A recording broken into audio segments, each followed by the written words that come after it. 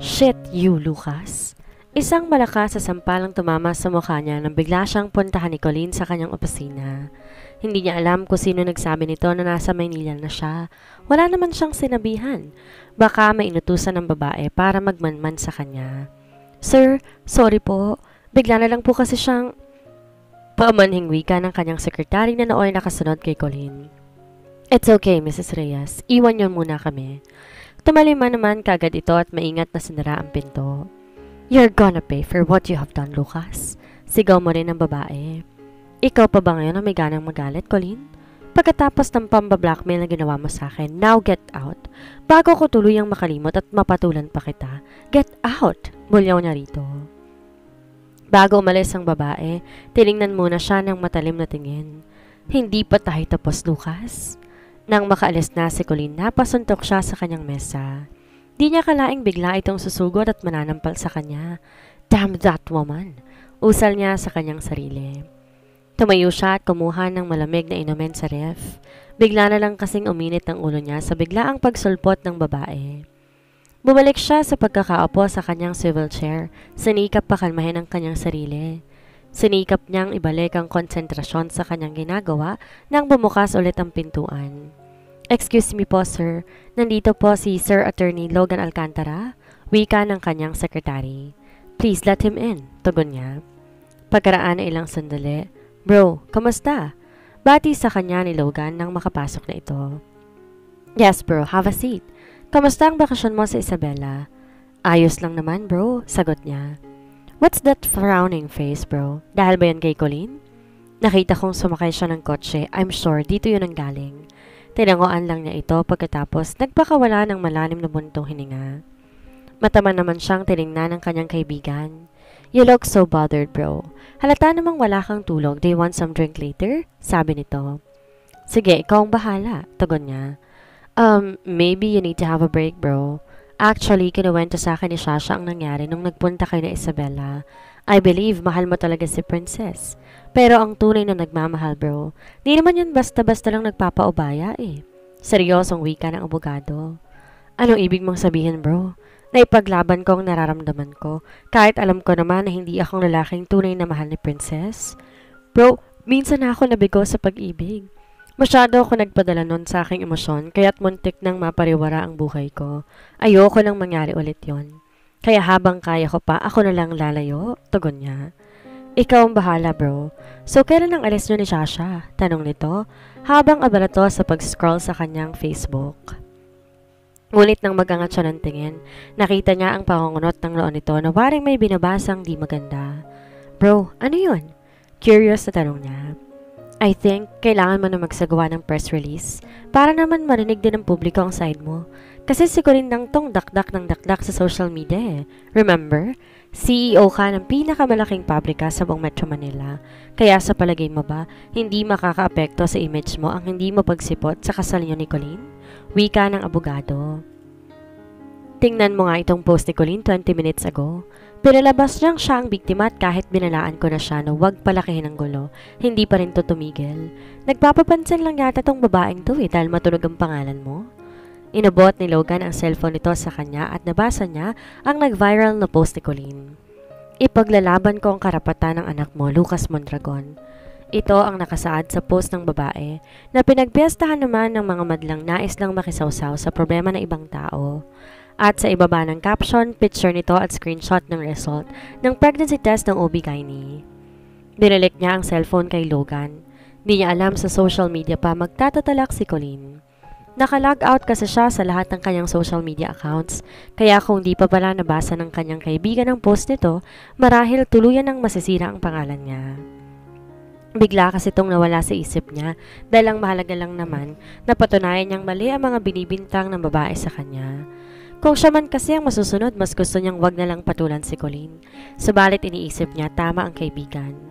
Halos lahat ng mga tao sa Metro Manila nakakakilala sa kanya. Kaya kung hindi siya magsasalita, maaaring maapektuhan ang pamamahala niya sa pabrika. Okay bro, bukas magpapaschedule ako ng press release. Thank you for your concern bro. I can't even thank you enough sa tulong na ginawa niyong dalawa ni Shasha sa akin.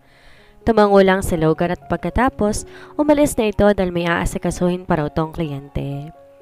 Nang mapag-isa na lamang siya, tinawag niya agad ang kanyang secretary upang kontakin ng CNN Philippines para sa kanyang press release bukas sa ganap na ika-10 ng umaga. Nagpatuloy siya sa kanyang ginagawa, ngunit biglang sumagi sa isipan niya si Princess kaya natigilan siya saglit. Bumabalik sa kanyang alaala ang pakikipagyakapan nito kay Amir, kaya alam niyang wala na talaga siyang pag-asa pa. Mas lalo niyang natitiyak kung gano'n ito kamahal ang kapatid niya. Nasa ganong pag-iisip siya nang bigla, pumasok ng walang pasabi ang kanyang ina. Nakasimangot at galit ang mukha nito nang humarap sa kanya na parang napakalaki ng kasalanang nagawa niya. Palibhasa, hindi nito alam ang pinagdadaanan niya. At kung paano siya nagsumikap na magpakatatag para lang sa pamamahala ng negosyong ipinagkatiwala sa kanya. Buti naman at bumalik ka na, Lucas. Ayusin mo ang gusot na ginawa mo sa pamilya ni Colleen. Dahil ako, wala na akong mukhang iyaharap pa sa mga kaibigan ko dahil sa kagagawan mo. Galit na sigaw nito. Yan lang ba ang mahalaga sa'yo, Mommy? Ang isipin ng ibang tao, bakit ako? Tinanong mo ba ako kahit minsan kung ano ang nararamdaman ko? Kung okay lang ba ako? Wala kang alam, Mommy. Dahil wala kang pakialam sa akin, mariin niyang tugon. Huwag mo akong pagsabihan ng ganyan, Lucas. Baka nakakalimutan mo. Ako ang iyong ina. Ina? Kayo ba talaga ang ina ko, Mommy? Dahil kahit minsan di ko naramdaman na Mommy ko kayo eh. Aniya habang pinipilit na pigilan ang mga luhang kanina pa nagbabadyang tumulo sa kanyang mga mata. Di nakapagsalita si Madam Lauren. Baka sa mukha nito ang pagkagulat dahil sa tanong niya. Siguro nga hindi nito akalaing maririnig ang sumbat mula sa kanya. Ngayon lang din siya nakapagsalita ng ganon sa mommy niya. Kahit may pagkakataong nais niyang itanong dito kung ito ba talaga ang tunay niyang ina, ngunit hindi niya maitanong ngayon. At ngayon lang siya nagkaroon ng lakas ng loob para ipahayag ang kanyang saloobin. Nagkaroon ng konting katahimikan. Maya-maya'y narinig niya ang mga yabag ng mommy niya na papalabas ng kanyang opisina. Hindi niya alam kung ano ang iniisip nito. Dahil hindi naman to nagsalita at basta na lang itong umalis. Pasado 7:00 na ng umaga nang magising siya. Napakarami kasi ang nainom niya kagabi kasama ng kaibigan niyang si Logan. Agad namang sumagi sa isip niya ang press release na gaganapin mamayang 10:00. Tiyak niyang aabangan to ng lahat, lalo na ng mga nakakakilala sa kanya. Medyo kinakabahan siya sa gagawin niya pero kailangan na talaga niyang magsalita para malutas na ang malaking perwisyo dulot ni Colleen sa buhay niya. Bumangon siya, kinuha ang kanyang tuwalya. Napasulyap siyang bigla sa tuwalyang ginamit dati ni Princess noong nakatira pa ito sa mansyon niya. Muli na naman siyang nalungkot every time na maaalala niya ito. Kung maaari nga lang ibalik ang nakaraan nung nasa ilalim pa ito ng kanilang kontrata. Bigla niyang naisip ang kwintas na napulot niya sa Isabela. Kinuha niya ito sa ilalim ng drawer at pagkatapos umupo siya sa couch. Di niya napigilan ang pagpatak ng kanyang mga luha habang tinititigan niya ang pendant. Kinuha naman niya ang kwintas na kapareho nito. Dati sinusuot niya ito ngunit simula nang malaman niya na masaya na si Princess sa piling ng kanyang kapatid, hindi niya na ito isinuot pa at tinago na lang niya ito sa ilalim ng drawer. Princess, I miss you so much. Mahal na mahal kita. Sana kahit saglit man lang maalala mo ko ang pinagsamahan nating dalawa. Usal niya sa kanyang sarili habang malayang dumadaloy ang mga luha sa kanyang mga mata. Sana maging masaya ka, Princess. Nandito lang naman ako para sa'yo at kahit si Amir na ang napili mo, hindi pa rin magbabagong pagmamahal ko sa'yo. Napakabigat ng kanyang pakiramdam at halos hindi niya na maigalaw ang kanyang mga paa. Pero kailangan pa rin niyang magpakatatag para sa pamamahala ng pabrika. Ayaw niyang biguin ang mayapa niyang lola sa hangarin nitong mas lalo pang mapalago ang negosyo. Tumayo siya at nagtungo sa banyo upang maligo. 30 minutes pa lang, dumating na sa pabrika ang media men at reporters ng CNN Philippines. Giniya to ng mga receptionist doon sa function hall kung saan doon gaganapin ang press release. Sir, nasa baba na po ang CNN, balita ng kanyang secretary. Tinanguan lang niya ito at bahagyang nginitian. Napatingin siya sa kanyang relo. Dahil hinihintay niya ang kanyang mga kaibigan na sina Shasha at Logan. Sinabi kasing dadalo ang mga ito bilang pagpapakita ng malaking suporta sa kanya. Makaraan na ilang sandali, dumating na rin ang hinihintay kaya magkasama silang nagtungo sa function hall. Naroon ang lahat ng mga empleyado ng pabrika dahil ipinag-uutos niya na dumalo ang lahat. Pagkapasok pa lang niya sa loob, agad nang nagkikislapan ng mga kamera upang kunan siya ng picture. Doon siya nakaupo sa head table sa gitna kasama ng kanyang dalawang mga kaibigan. Paghudyat ng alas 10, nagsimula na siyang magsalita. Good morning everyone. Kaya ako nagpapatawag ng press release para sagutin ang mga kumakalat sa social media na issues laban sa akin. Una, hindi po akong ama ng batang dinadala ni Miss Colleen Gonzales kagaya ng kanyang ipinagkakalat sa social media. Wala pong namagitan sa amin, physical man o emosyonal na ugnayan. She was just my ex-girlfriend, a part of my past, but definitely not part of my present and my future. Hindi ko anak ang pinagbubuntis niya kaya wala akong anumang pananagutan sa kanya. Nagkaroon ng katahimikan sa buong paligid, ngunit alam niya marami pang mga katanungang nakaabang sa kanya. Nakahanda naman siyang sagutin ng lahat para malinis ang kanyang pangalan. Mars, halika nga dito, bilisan mo. Natatarantang sigaw ni Faye. Bakit Mars? Ano nangyari? Di pa ako tapos maghugas ng pinggan. Pasigaw din niyang tugon. Di niya maintindihan kung bakit parang natataranta ang boses nito. Hanggang sa hindi na talaga to nakapagpigil at pinuntahan siya sa kusina. Mars, halika muna. Tingnan mo. Nasa TV si Lucas. May live interview siya. Sabi nito sabay hila sa kanyang kamay. Mars, ayokong tingnan. Masasaktan lang ako. Sigurado ko tungkol lang sa kanilang dalawa ni Colleen ang sasabihin nun. Kaya di ko na kailangan marinig pa. Hindi Mars. Hindi niya kasama si Colleen. Halika na. Giit nito sa kanya. Wala na siyang magawa kundi sumunod na lamang sa sala at magkatabi silang naupo sa sofa habang nakaarap sa 40 inches sa telebisyon. Lumakas ang kabog ng kanyang dibdib nang unang tumambad sa kanyang paningin ang gwapong mukha ng lalaking tayong laman ng kanyang puso at isipan. Nakasuot ito ng corporate attire at napakadesente nitong tingnan. Sir, bakit po hindi kayo sumipot sa kasal niyo ni Miss Colleen Gonzales?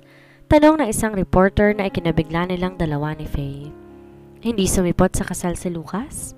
Sabay-sabay nilang sambit. Colleen blackmailed me. Siguro hindi na kailangang idetalye pa. I found out the truth the night before our set wedding date. Kaya paano ko magpapakasal sa isang babaeng kayang manipulahin ang lahat para lang paratangan ako sa mga bagay na hindi ko ginawa? Wika ng lalaki. Hindi niya alam kung anong mararamdaman niya sa mga oras na yon. Hindi sumipot si Lucas so ibig sabihin walang kasalang nangyari. Patuloy na lumakas ang kabog ng kanyang dibdib habang inaabangan niya iba pang sasabihin ng lalaki. I think nasabi ko lang dapat kong sabihin. Uulitin ko po, wala akong pananagutan kay Miss Colleen Gonzales dahil hindi ko anak ang pinagbubuntis niya at kaya ko tong patunayan sa pamamagitan ng DNA test. Kaya sana matigil ng isyong to dahil ayoko maapektuhan ang pamamahala ko sa pabrika. Maraming salamat po. Sir, last question na lang po. Bukod po ba sa katotohanan ng natuklasan ninyo, ano po ba isa pang dahilan kung ba't ayaw niyo pong pakasalan si Miss Colleen? Ito po ba'y dahil kay Miss Princess de la Cruz na napapabalitang naging bride niyo noon pero di naging asawa? Tanong ng isa pang reporter. Masyado po itong personal. Sagot ng lalaki at ngumitito ng mapakla. I am not very vocal when it comes to my personal feelings, lalo na sa harap ng maraming tao. Pero sige, pagbibigyan ko po kayo, sabi nito. Nagkaroon ng katahimikan sa loob ng hall habang lahat naghihintay ng kanyang sasabihin. Di rin siya mapakali sa kanyang nararamdaman. Mars, ba't ang lamig ng kamay mo? Okay ka lang ba? Tanong ni Faye. Tumango lang siya habang ang mga mata nakafocus doon sa screen ng telebisyon. Naghihintay kasi siya sa kung ano ang sasabihin ni Lucas. Yes, it's her. Mahal ko si Princess but it's impossible because she's now happy with someone else. Hindi niya na napigilang humikbi matapos marinig ang sinabi ng lalaki. Hindi niya alam kung para saan ang mga luhang iyon. Magkahalong emosyon ang kanyang nararamdaman. Masaya siya dahil hindi natuloy ang kasal nito kay Colleen at hindi itong ama na pinagbubuntis ng babae. Ngunit nalungkot naman siya sa sinabi nitong imposible. Dahil happy na siya sa iba, alam naman niyang tinutukoy nito ay si Amir pero paano nito nasabi na masaya na siya? Napahagulhol siyang bigla. Sobrang miss na niya si Lucas at kung kaya lang sana niyang liparin ang Maynila upang pumunta sa lalaking pinakamamahal niya, ay kanina pa sana ito ginawa. Mars, ayan ka na naman eh. Pangaalo niya sa kaibigan. Huwag ka nang umiyak, Mars. Di naman pala natuloy ang kasal ni Lucas at Colleen, kaya may chance pa kayong dalawa. Kaya tumahan ka na at babalik din naman yan ng Maynila. Mag-usap kayong dalawa, Mars. Wika ni Faye habang inaapuhap nito ang likod niya. Pinahid niya ang kanyang mga luha. Tama ang kaibigan niya. May pag-asa pa silang dalawa ni Lucas. Na medyo bumuti na ang kanyang pakiramdam, biglang tumunog ang kanyang cellphone. Mabilis niya itong sinagot nang mabasa niya sa screen ang pangalan ni Shasha. Princess, gusto kong sabihin sa iyo na aalis si Lucas papuntang France. Sasama siya sa akin at siguro matatagalan siya doon. Kaya ako mahalaga siya sa iyo, may panahon pa para puntahan mo siya. Mamayang 4:00 na ng hapon ang flight namin, sabi nito sa kabilang linya. Di na sila gaano nakapag-usap dahil parang nagmamadali ito. Mars, sino yung tumatawag? Tanong sa kanya ni Faye. Si Shasha, Mars. Aalis daw si Lucas mamaya kasama niya papuntang France. Kaya Mars, kailangan kong makarating doon bago ang flight niya. Natatarantang sabi niya. O sige Mars, mag-book ako ng plane ticket. Pero paano yan? Kaya mo bang sumakay ng eroplano? Nag-aaral lang tanong nito. Alam kasi ng kaibigan niya na may fear siya sa height simula pa nung bata pa siya. Kaya't nag-bus lang sila nang bumiyahe sila ng Isabela. Mars, kaya ko. Kung yun lang paraan para makarating tayo kagad ng Maynila. Aniya habang nagsisimula na mag-impake. Okay, sige Mars. Saglit lang ha. Saan nito at saka nag-dial sa Cebu Pacific. Pagkaraan ng ilang sandali. Mars, walang ibang oras eh. 2:30 PM lang available na flight. Sabi ni Faye. Wala rin siyang magawa, kundi kunin na lang lahat kahit di naman 100% ang assurance na makakahabol siya sa flight ni Lucas. Mars, relax lang. Makakahabol tayo, okay? Paniniguro ni Faye. Panay lang kasi ang sulyap niya sa kanyang relo na parang binabantayan ang pagpatak ng bawat minuto. Kahit takot naman talaga siyang sumakay ng eroplano, ngunit kailangan niyang labanan ang kanyang takot para kay Lucas. Hindi niya makakayang umalis to papuntang France dahil sa sinabi sa kanya ni Shasha. Walang katiyakan kung kailan ang balik nito sa Maynila. Lagpas 3:30 na nang lumapag ang eroplano sa NAIA Terminal 4. Gustong-gusto niya nang makababa ng eroplano dahil malapit nang mag-alas 4. Nang makababa na sila, dali-dali niyang binuksan ang kanyang cellphone upang tawagan si Shasha pero hindi niya ito makontak. Nakapatay ang cellphone nito, gayon din kay Lucas. Kaya wala siyang choice kung hindi ang tumakbo na lang papunta sa Terminal 3. Hindi niya na pinasunod pa si Faye. May mga gamit sila na kailangan itong asikasuhin. Iniwan lang din niya ito doon sa mahabang upuan sa Terminal 4. Nasa Terminal 3 na siya at palingalinga, ngunit hindi mahagilap ng kanyang paningin si Lucas. Gayon din si Shasha. Patuloy lamang siya sa paglalakad nang biglang mahagip ng kanyang paningin ang lalaki, ang kaibigan nito na papasok na sa boarding area. Lucas! Lucas! Hintayin mo ko, please? Sigaw niya. Ngunit hindi siya nito narinig. Hanggang sa tuloy na tong makapasok sa boarding area. Nagsimula nang dumaloy ang masaganang luha sa kanyang mga mata at di niya napigilang humagulhol na makita ng tuluyan na nakalipad ang eroplanong sinasakyan ng lalaki. Lucas! Lucas, please don't leave me! Pahalahaw niyang wika. At kahit pinagtitinginan siya ng mga tao, hindi pa rin siya tumigil sa pag-iyak.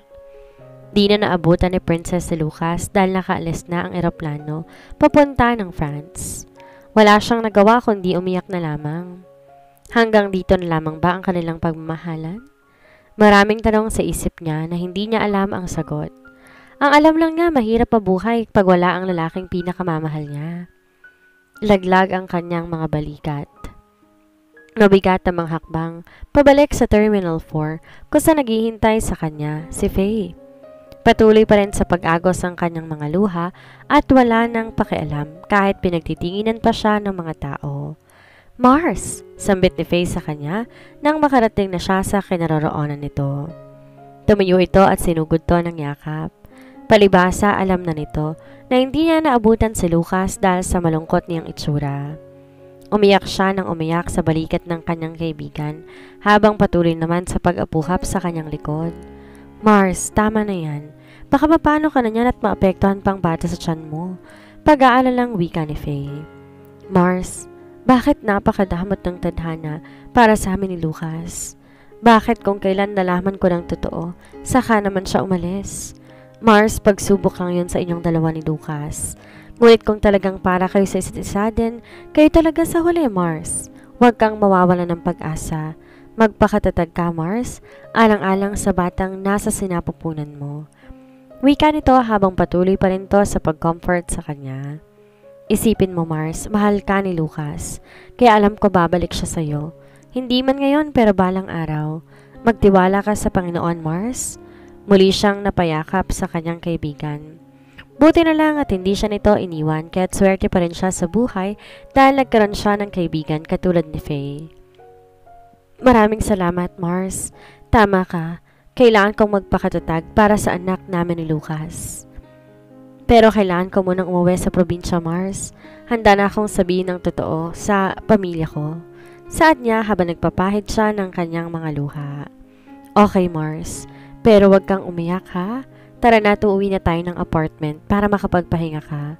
Sabi nito saka tumayo at hinila ang rolling luggage. Lucas, okay ka lang ba? Tugon niya. Naku Lucas, kung bakit ka pa kasi umalis eh. Hindi mo na nga nakakausap pa si Princess. Bakit siya? Ano bang pag-uusapan namin? Masaya na siya sa piling ng kapatid ko. Diba magkasama sila sa Isabela? Sa bagay, pero okay ka lang ba talaga? Paniniyak ng kanyang kaibigan. Tumango lamang siya at saka ipinagpatuloy ang pagbabasa ng newspaper. Hindi na rin nagulat si Shasha sa kanya at pumikit na lamang ito. Maya-maya ay pumikit na rin siya at baka sakaling makatulog kahit saglit lang. Ngunit kahit anong pilit niyang makatulog, balisang-balisa pa rin talaga siya. Hindi pa rin niya nakakalimutan si Princess. At iniisip niya sana napanood nito ang press release niya kaninang umaga upang malaman nito na hindi natuloy ang kasal nila ni Colleen. Ngunit umangil naman na isang bahagi ng kanyang utak. Ano naman ngayon kung napanood ni Princess? Wala namang magbabago dahil masaya na ito sa piling ng kanyang kapatid. Pero bakit ang puso niya patuloy pa rin umaasa? Napabuntong hininga siya. Hindi niya alam kung ano magiging bukas niya sa pagstay sa France. Umaasa na lamang siya doon na makakalimutan niya si Princess at makakapagsimula ng bagong buhay. Kung pwede nga lang sana tuluyan niya ng iwan ang Maynila at mga ibang bansa na lamang siya, ngunit inaalala nga din niya ang pabrika. Hindi niya maaaring pabayaan ito dahil pinagkatiwala to sa kanya ng kanyang yumaong lola. Mars, sigurado ka ba na ayaw mo nang magpasama sa akin? Muli na namang tanong sa kanya ni Faye. Nakailang tanong na kaya ito sa kanya.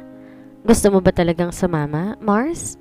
Oo naman, para naman makapunta ako sa inyo. Nakangiting sagot nito.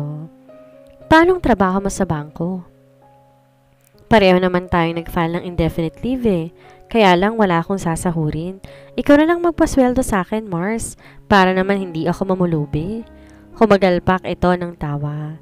Nahawa naman siya sa pagbibiro nito, kaya tumawa na rin siya. Oo ba? Magkano bang gusto mong sweldo? Bagyang napaisip pa ito habang nakatingin sa kisame. 1,000 per day. Bulalas nito sabay napahagalpak ng tawa. 1,000 lang pala Gawin na nating 2,000 pesos. Ano, payag ka? Mars, seryoso ka ba? Paninigurado nito. Oo naman, Mars. Sige na. Mag-empake ka na at baka gabihin pa tayo sa daan. Sasakay lang tayo ng bus. Alam mo naman, ayaw ko sumakay na eroplano Nung isang araw lang yung pinilit kong sumakay kahit first time ko pa. Dahil akala ko maabutan ko pa si Lucas pero hindi niya na naituloy pa ang nais niyang sabihin dahil sinaway na siya kaagad ni Faye. Mars, o sige na nga. Bilisan mo na ang pag-iimpake dyan. Huwag mo nang damihan ang dadalhin mong damit. Sabi niya at iniwan saglit ang kaibigan niya sa kwarto. Naisipan niyang magtungo sa garahe upang tingnan ang kanyang kotse. Gusto sana niya itong gamitin sa pag-uwi niya sa kanila pero baka di niya kayanin mag-drive. Sumakay siya sa kotse at sinubukang paandarin ang sasakyan. Matagal na tong nakatambay kaya kailangan mapaandar din kahit minsan. Muli siyang napabuntong hininga dahil naalala niya. Kasama niya si Lucas noon sa pagbili nito. Pera pa nga nitong pinambili ng kotse, kaya para na ring bigay ito ng lalaki sa kanya. Bigla siyang napahaplos sa kanyang tiyan. Anak, kumapit ka lang dyan ha. Kaya natin to. Hindi kita pababayaan anak, palalakin kita ng maayos. Mahal na mahal kita katulad ng pagmamahal ko sa daddy mo. I can't wait to see you anak. Madamdaming wika niya sa munting anghel na nasa kanyang sinapupunan. Paris, France. Pagkalapag ng eroplanong sinasakyan nila ni Shasha at Charles de Gaulle Airport, agad na sumakay sila ng taxi at nagpahatid sa hotel. Nakapag-book ng kanyang kaibigan ng 2 kwarto sa La Narcisse Blanc Hotel kaya wala na siyang alalahanin pa. Pangalawang beses siyang nakapunta rito at ang una nung sinamahan niya si Colleen para manood ng modeling show. Lucas, okay ka lang ba? Tanong ni Shasha sa kanya. Tinanguan lang niya ito at patuloy na itinutok ang mga mata sa labas ng bintana. Pagkaraan ng ilang sandali, nakarating na sila sa kanilang destinasyon. Namangha siya sa ganda at laki ng hotel. This place looks stunning, luxurious and defines the true Parisian elegance with its 5-star services. Nang makapasok sila sa loob, biglang may lumapit sa kanilang babae. Matangkad to, slim at maganda, kaya natitiyak niyang kakilala to ni Shasha at siguro kasamahan to ng kaibigan niya sa modeling agency. Bonjour, mon cher ami. Hello, my dear friend. It's good to see you again. Wika ng babae at nakipagbeso-beso to kay Shasha. Sa tansyon niya kasing edad lang niya ito. Still no petit ami? Is he your boyfriend? Tanong nito habang nagpalipat-lipat ng tingin sa kanilang dalawa ni Shasha. No, he is my friend. Nakangiting sagot ng kanyang kaibigan. Pagkatapos, pinakilala sila sa isa't isa.